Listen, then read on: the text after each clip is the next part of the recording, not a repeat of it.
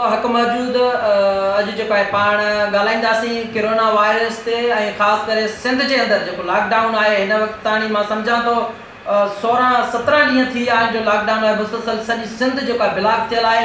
सिंध जा उहे समूरा नंढा वॾा शहर तोड़े ॻोठ सभु बंदि आहिनि पर हिन वक़्तु ताईं मां सम्झां थो कोरोना वायरस ते को बि ज़ाब्तो न आहे अची सघियो।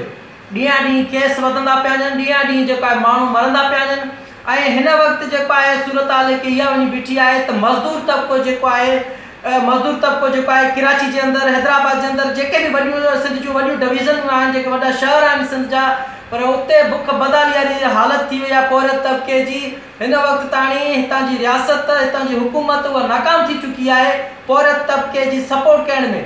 हिन वक़्तु मज़दूर जेको आहे उहो कोरोना को कान पियो ॾिजे, उहो मिसकीन माण्हू पंहिंजे बचनि जे पेट जो जेको सफ़र गुज़राए उहो कीअं करे।